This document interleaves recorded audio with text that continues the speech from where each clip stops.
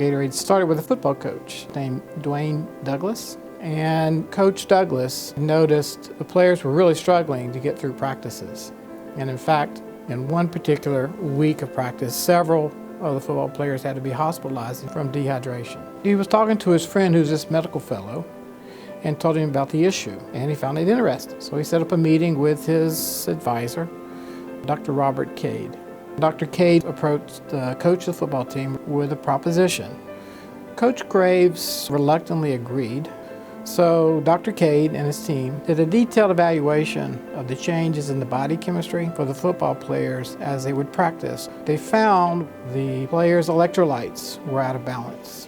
So they decided to develop a concoction of some salts and waters that would replenish all of the chemistry that was depleted during the practice.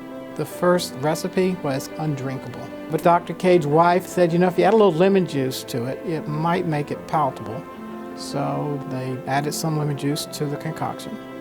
The first time that they actually utilized it was the toilet bowl. They had the varsity B team do their normal routine of drinking water, whatever they wanted.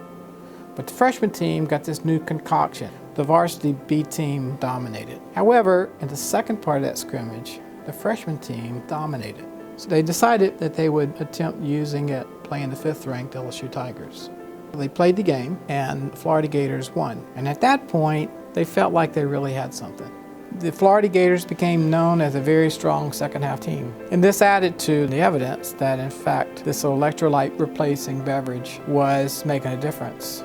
As Dr. Cade and his team tried to commercialize it, the university wasn't interested. In the spring of 1967, Dana Shires approached Stokely Van Camp to actually be the commercialization sponsor. Dr. Shires wanted to sell the whole idea for $1 million. Van Camp thought about it and said, no, we're not going to do that. We're not sure it's worth $1 million. What we'll do is we'll pay you a royalty on that. Those royalty streams have, for the University of Florida, generated over $250 million. Those funds are funneled right back into the research enterprise here at the University of Florida. What Bob Cade did for the university made everybody else realize somebody working quietly on something that was interesting and relevant to them could make a difference. It showed that universities could develop product with commercial value.